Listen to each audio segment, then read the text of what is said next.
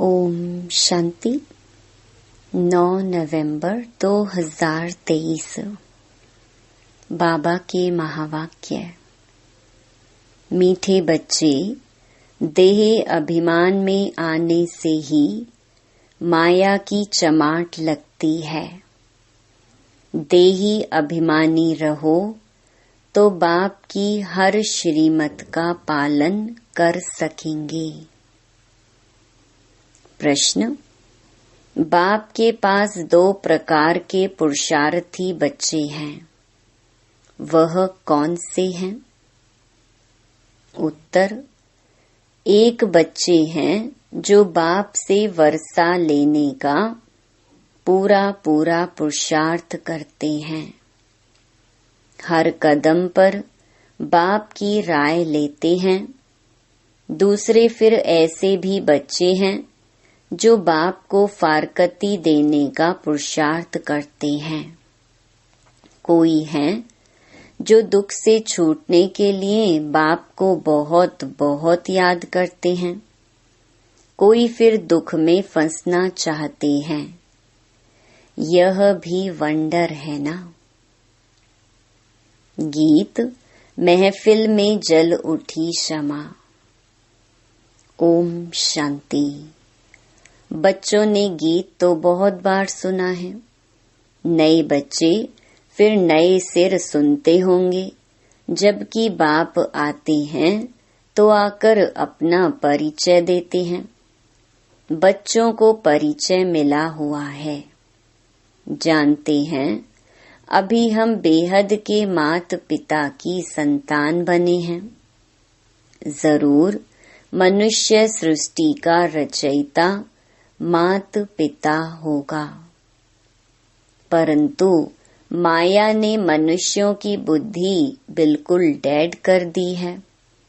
इतनी साधारण बात बुद्धि में नहीं बैठती।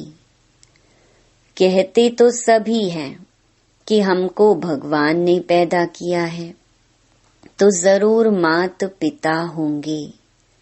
भक्ति मार्ग में याद भी करते हैं। हर धर्म वाले गॉड फादर को जरूर याद करते हैं। भक्त खुद तो भगवान हो नहीं सकते।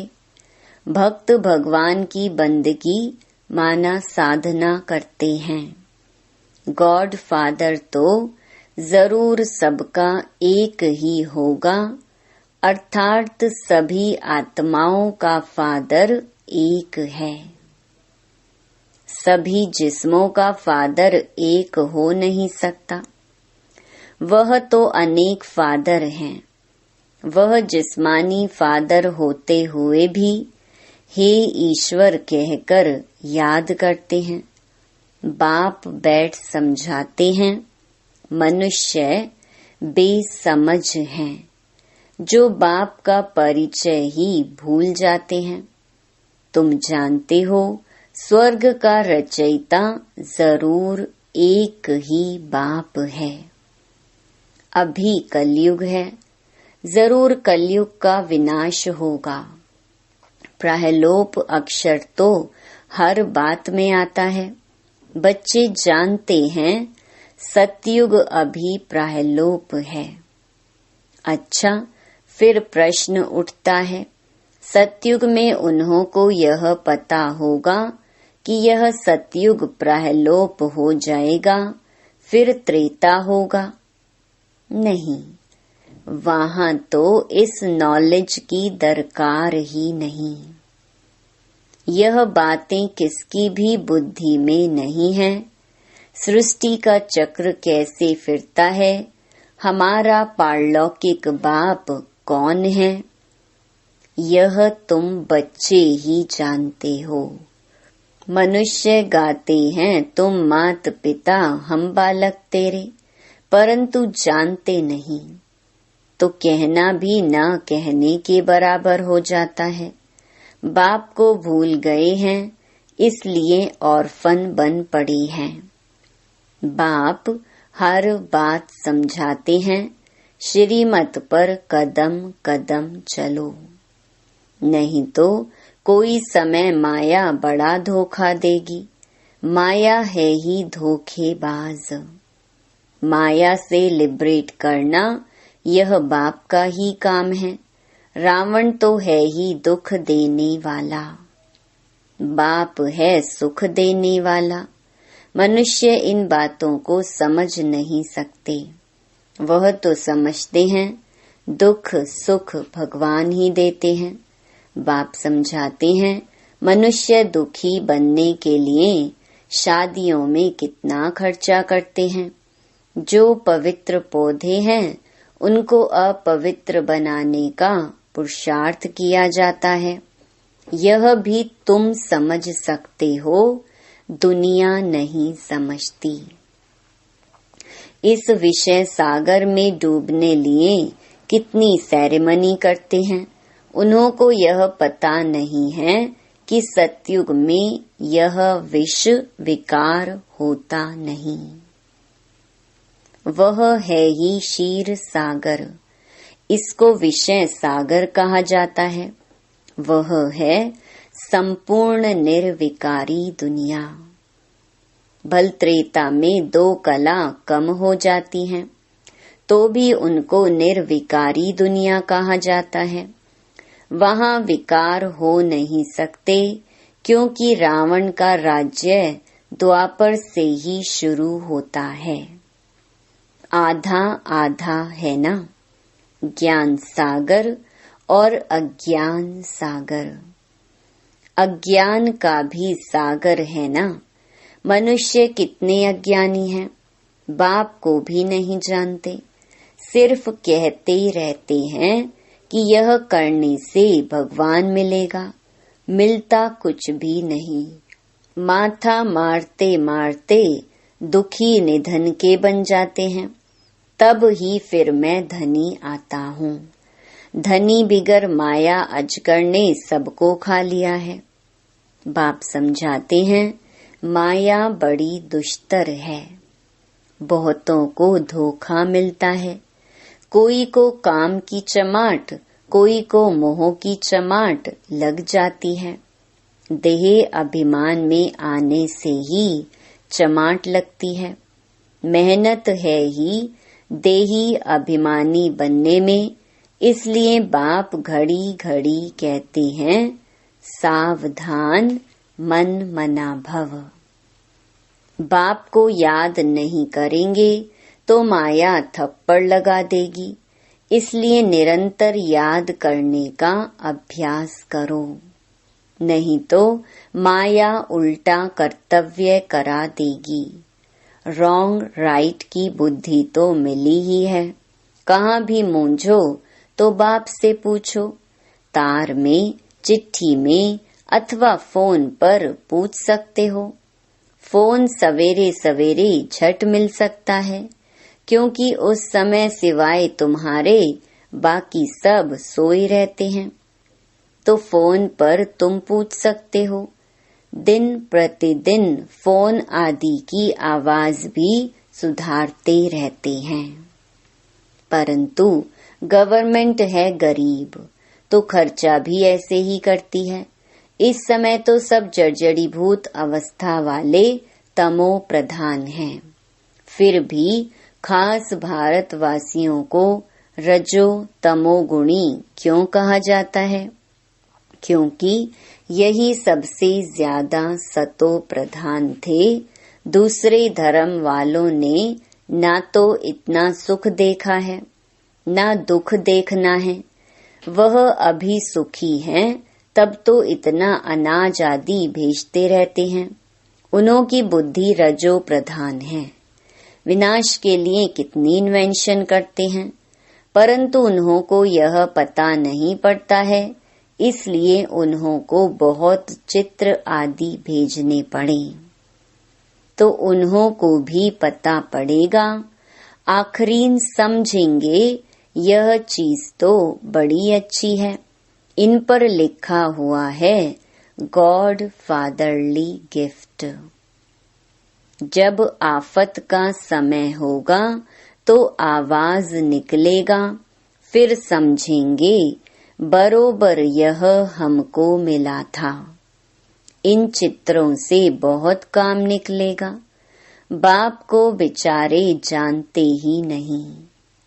सुखदाता तो वह एक ही बाप है। सब उनको याद करते हैं, चित्रों से अच्छी रीति समझ सकते हैं। अभी देखो 3 पैर पृथ्वी के नहीं मिलते हैं और फिर तुम सारे विश्व के मालिक बन जाते हो। यह चित्र विलायत में भी बहुत सर्विस करेंगे। बच्चों को इन चित्रों का इतना कदर नहीं है। खर्चा तो होना ही है। राजधानी स्थापन करने में उस गवर्नमेंट का करोड़ों रुपया खर्च हुआ होगा और लाखों मरे। यहाँ तो मरने की बात ही नहीं।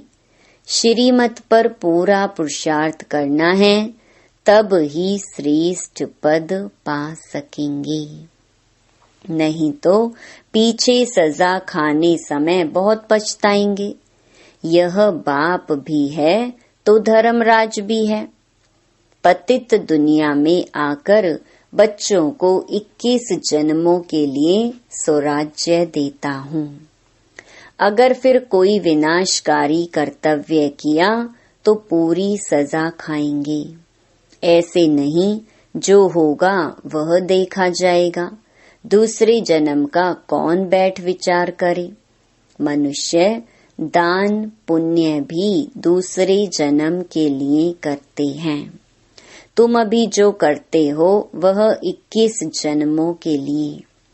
वह जो कुछ करते हैं अल्पकाल के लिए, एवजात फिर भी नरक में ही मिलेगा। तुमको तो स्वर्ग में एवजा मिलना है। रात दिन का फर्क है।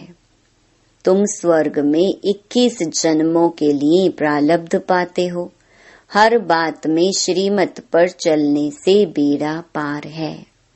बाप कहते हैं, तुम बच्चों को नैनों पर बिठाकर बड़े आराम से ले जाता हूँ।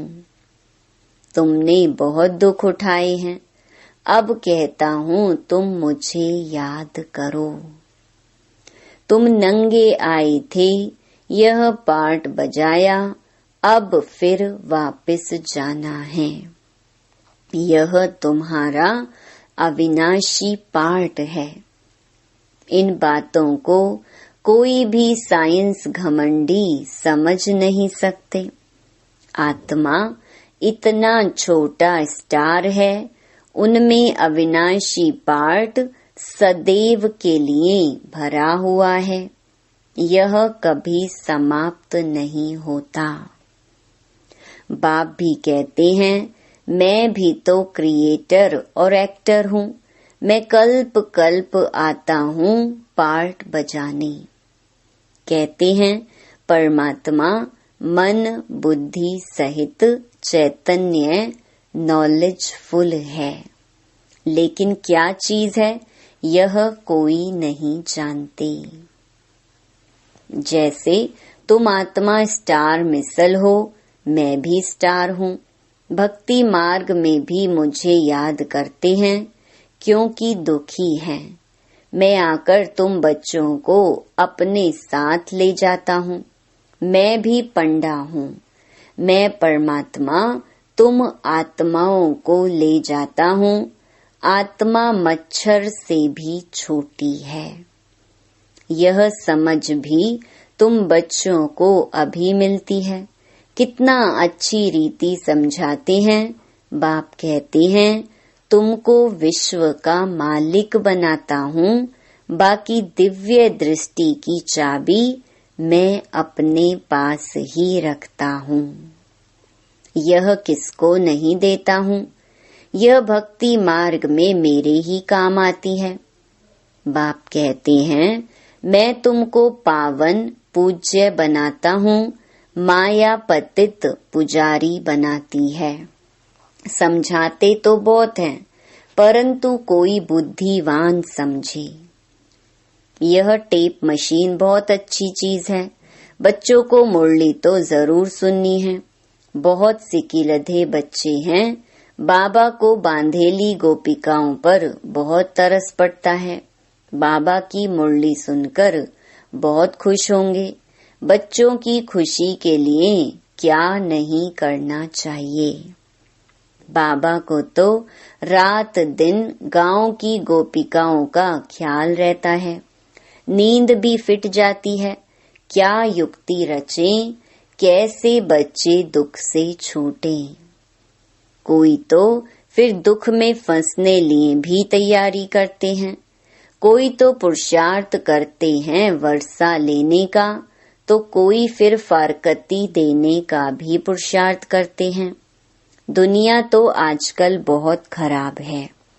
कोई बच्चे तो बाप को मारने में भी देरी नहीं करते हैं। बेहद का बाप कितना अच्छी रीति समझाते हैं। मैं बच्चों को इतना धन दूंगा जो यह कभी दुखी नहीं होंगे। तो बच्चों को भी इतना रहमदिल बनना चाहिए कि सबको सुख का रास्ता बताएं। आजकल तो सभी दुख देते हैं, बाकी टीचर कभी दुख का रास्ता नहीं बताएंगे। वह पढ़ाते हैं। पढ़ाई सोर्स ऑफ इनकम है। पढ़ाई से शरीर निर्वाह करने लायक बनते हैं।